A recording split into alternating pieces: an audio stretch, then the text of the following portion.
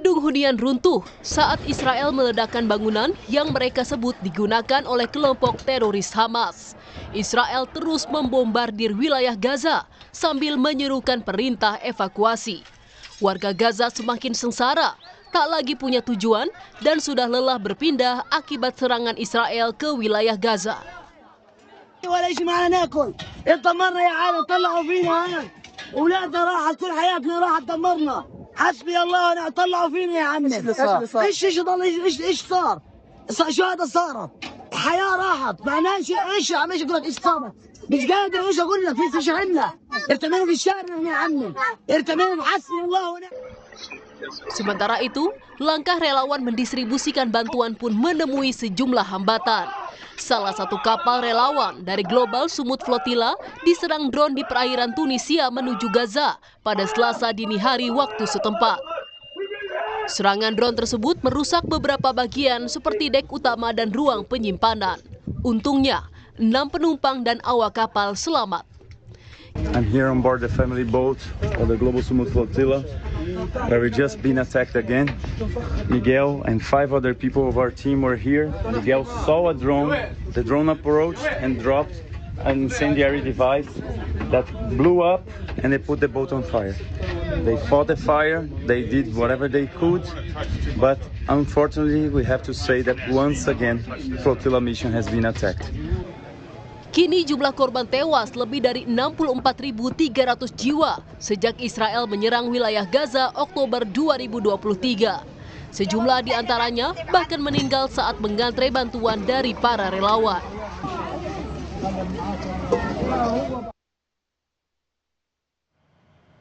Seperti yang kita tahu, saudara, gedung hunian runtuh di Gaza karena Israel terakhir meledakkan bangunan yang disebut digunakan oleh kelompok Hamas. Itu klaim mereka. Dan di tengah Israel terus membombardir wilayah Gaza, warga mencari tempat aman dan semakin sulit.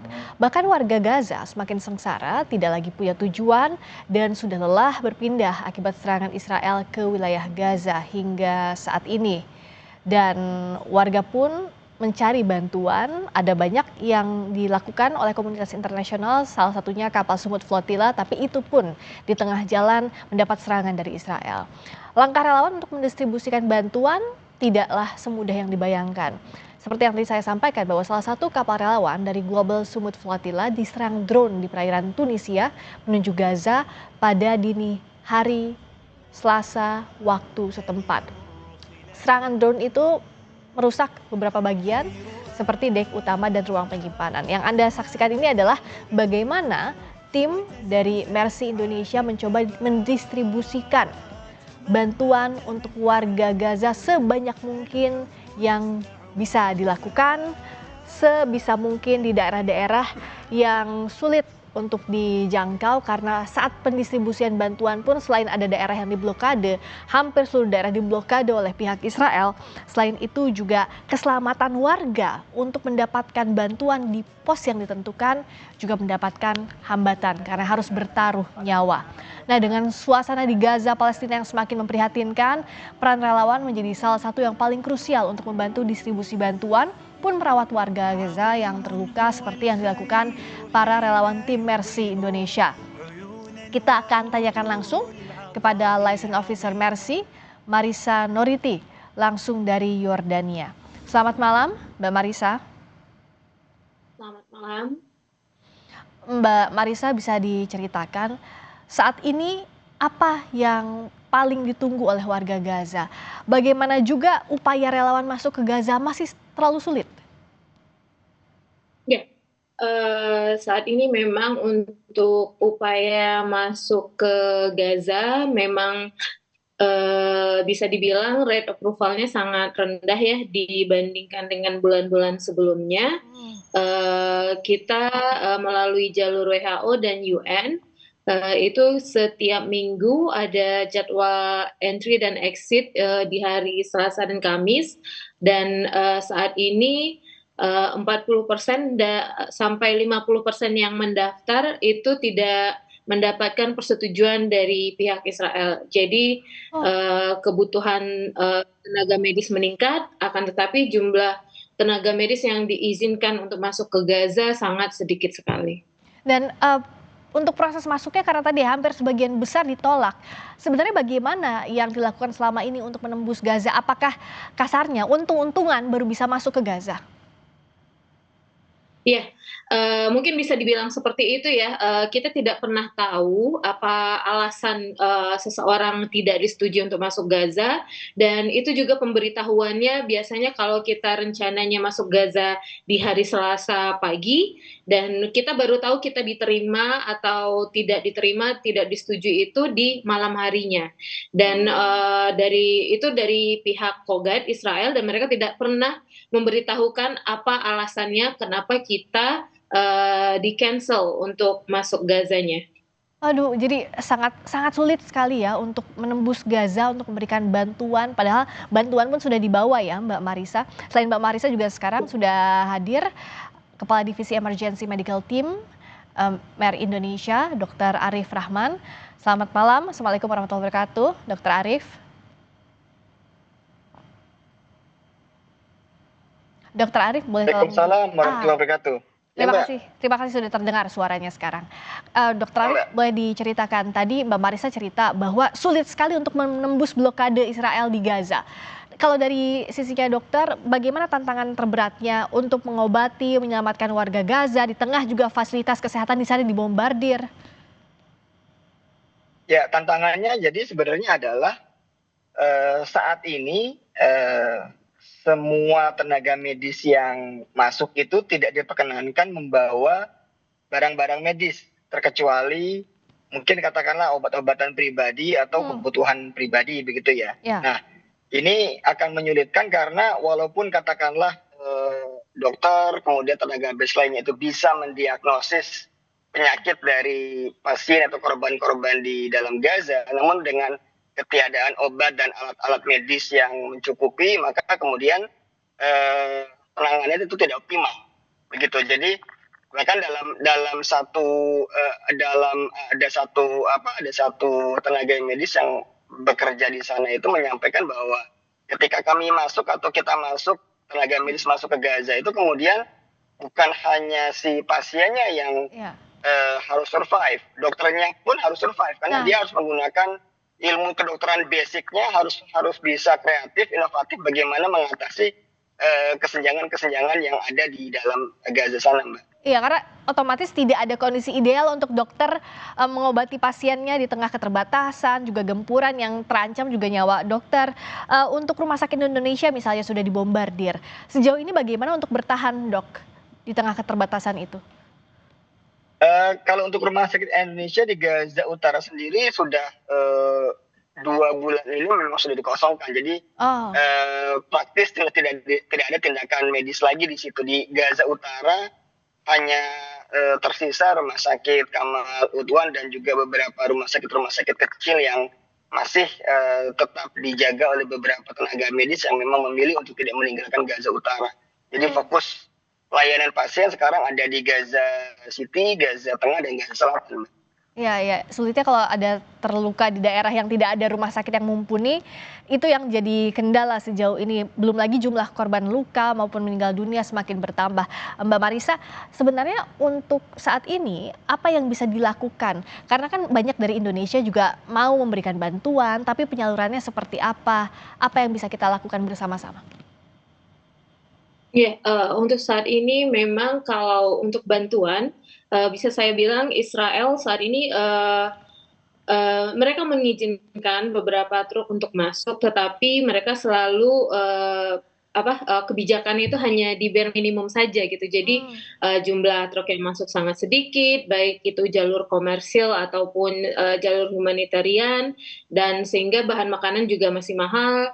Jika ditanya apakah ada tenaga medis internasional yang masuk ke Gaza, ya ada memang, tapi jumlahnya juga sangat sedikit. Jadi semuanya di bare minimum. Jadi menurut saya yang sangat penting dilakukan saat ini adalah tekanan diplomatik dari beberapa negara, banyak negara tentunya, Indonesia juga bisa memainkan peran ini, sehingga jalur kemanusiaan itu seharusnya tidak menjadi suatu deal-dealan, baru dibuka jalur kemanusiaan jika terjadi ceasefire. Seharusnya berdasarkan aturan internasional law, seperti makanan, bantuan kemanusiaan lainnya itu tidak boleh dijadikan senjata dalam peperangan. Jadi apapun kondisi perangnya, apakah itu ceasefire atau Ya. tidak, jalur humanitarian harus tetap dibuka, seperti itu. Nah, itu yang jadi kendala seperti ini.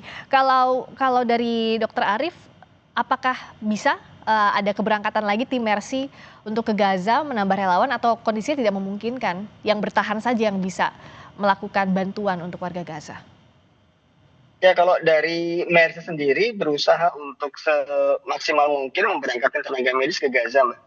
Jadi kita berusaha untuk memenuhi rotasi yang disiapkan oleh pihak WHO karena pertimbangan tadi agar kemudian kita bisa membantu tenaga medis yang ada di dalam dan juga membantu pasien-pasien yang ada di Gaza.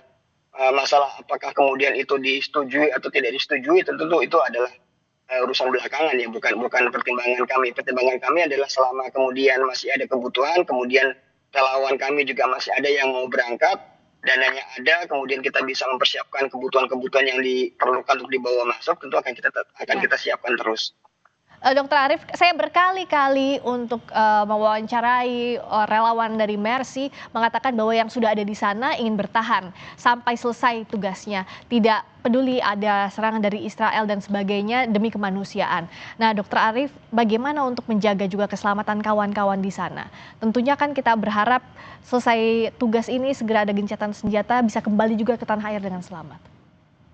Ya, artinya ketika teman-teman sudah masuk ke dalam Gaza, mereka harus familiar dengan sistem yang berlaku di sana, di mana ditetapkan sebagai zona aman, di mana mereka bisa bekerja, di mana mereka bisa katakanlah berpergian, itu harus mereka pahami. Dan karena kita di sana juga dibantu dengan staf lokal, itu menjadi semacam jembatan komunikasi antara kami dengan masyarakat yang ada di sana. Karena informasi tidak hanya timbul secara formal, informasi informal itu juga sangat penting untuk memberitahu kepada kami mengenai situasi yang sedang berkembang. Ya. Dan pada prinsipnya kami menyampaikan kepada relawan yang sudah bertugas di sana bahwa safety teman-teman itu nomor satu. Dan memang dalam katakanlah dua kali rotasi 2 bulan terakhir ini di mana situasinya sangat-sangat tidak menentu, setiap relawan yang kami kirim itu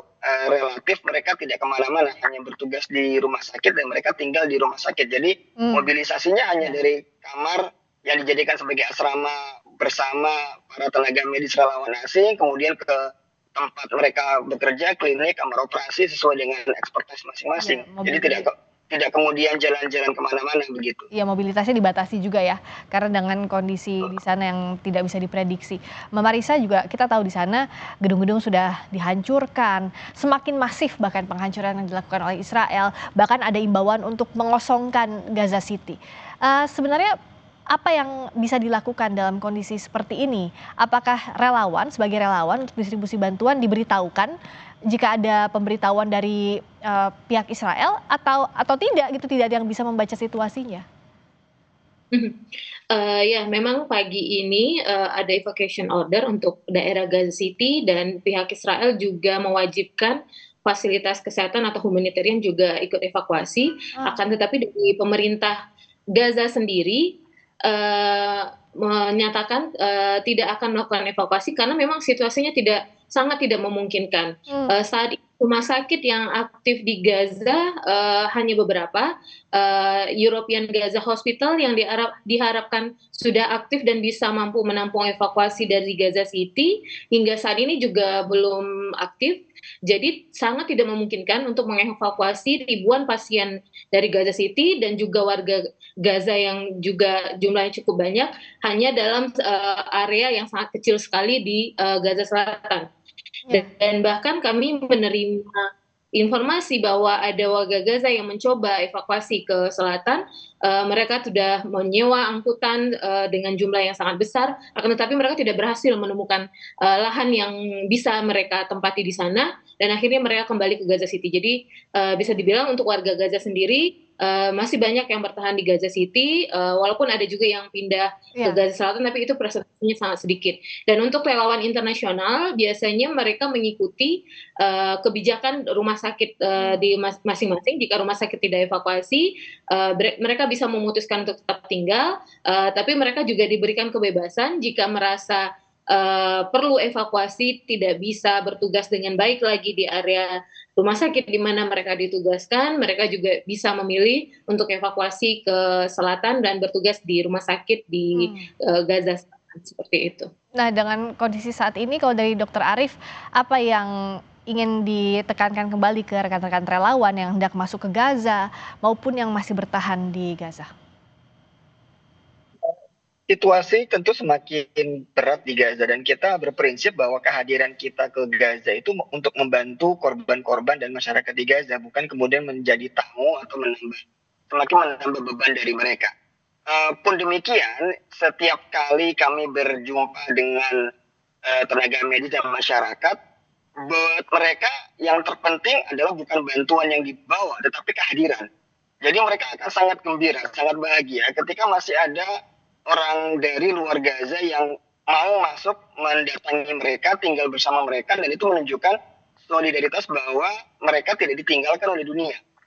Jadi mereka berprinsip saat ini, ya kalau memang pun sekarang mereka sudah tidak dibantu oleh siapa-siapa, mereka harus mati, ya biarkan kemudian ya mereka mati. Tapi kalau masih ada yang membantu dengan kita datang saja, kemudian tanpa saat ini kita membawa banyak barang, banyak hal yang bisa membantu mereka, kehadiran kita sendiri itu sudah merupakan hadiah yang luar biasa buat mereka, dan itu memberikan semangat hidup buat mereka tetap survive, ya, bahwa mereka yakin bahwa mereka masih bisa bertahan di dalam Gaza. Ya, dukungan moral ya yang utama untuk warga Gaza. Doa selalu teriring sejak hari pertama Gaza diserang dan sampai sekarang kesewenang-wenangan itu masih terus berlangsung. Semoga ada langkah konkret yang bisa dilakukan oleh dunia untuk membantu Gaza untuk mengusir penjajahan Israel di Palestina. Terima kasih atas waktunya Kepala Divisi Emergency Medical Team Mercy Indonesia Dr. Arief Rahman dan juga Liaison Officer Mercy Mbak Marisa Noriti dari Yordania. Terima kasih banyak.